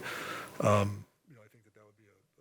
think that's a good idea. Approach. And we're not going to change anything this year anymore, so unless something is really drastic. But that principal, the principal is supposed to be acting on it now. Principals do act on it. I've had parents call me and complain that they did not determine that their child's dress was inappropriate, but the school felt it was inappropriate. So certainly have had to deal with this in the last 7 years here in Waukesha, but more on an appeal process versus having to make the determination. So you can take this to the principals and say that we've had our concerns with it and have them review what they're doing ideas? and make recommendations to the committee. Yes? Dr. Cook, how do parents find out about this policy? It's in all the student handbooks. Okay. So the guidelines are in the student handbooks. Right. And it references the policy, but it is in the student handbook. So all students, kindergarten, all the way up? Don't know if it's in the elementary handbook. It is certainly in the secondary handbook. And that's based off of our needing to address it. Okay. Would you be able to check on that? I would definitely check on that. Yep. Imagine we have an awful lot of issues at elementary, though. Yeah, I don't know. We occasionally will get the isolated, some kid wore a beer t-shirt to school. Oh, that way. Right. We'll deal with that part at the elementary level, Right. but Yeah. generally nothing that would be inappropriate beyond that. Right. Okay. Thank you. Yes, Anthony. Mr. Dietz raised the question of body art, and in that same paragraph, I'm assuming all this stuff here is stuff that's prohibited: clothing, jewelry, body art, anything advertising alcohol, tobacco, drugs. I would assume in the clothing part of that, profanity, pornography, those things obviously are. Does clothing encompass all those things? Is that what's being said there? It does, yes. So it doesn't just separate out those. Okay. Mm-hmm. Thank you. We did have I think it had to be 4 or 5 years ago, we had a pretty lengthy discussion around hats and hoodies, and hence this section involved. Those are eliminated in the hoodies, right? No, we do not allow hats or hoodies. Hoodies in a classroom. With the hood up, just to be. They can have it hanging back. The hood yeah. can be down, but not over the head. Greg? This is maybe minor to some people, but maybe clearly distinguishing what AODA means. Some people might not know what that means. I do, but I'm sure not everyone does. You spell it out someplace.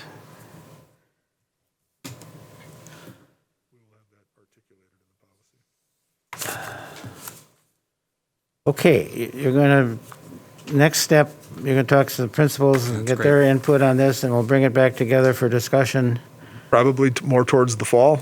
Yeah. Get through the school year, give our principals a little time to breathe, start talking to them in July about it, and come back to the committee. Let them know it's coming. Yep. Yeah. Great. We'd have it ready to go by the school year, though.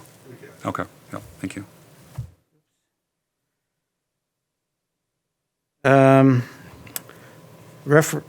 Recommendations for future meetings, something Now, we will include in that the fact that we've talked about the seclusion and whatever it's called, that one, and restraint. We're coming back to that one, plus we are going to, plus, this is the part I'm focusing, plus we're going to have the workshop sometime this summer. Okay. And anything else? Yes, Kelly. What we had talked about earlier was discussing the policies around administrative committees. If that's Oh, possible. yes. He's got that. We can bring that up next meeting. Thank you.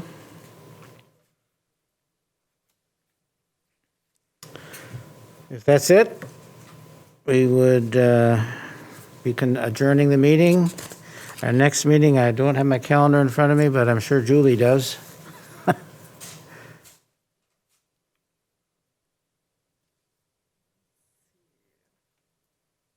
Well, we got the 12th, we got, must be around the 14th or 15th or something.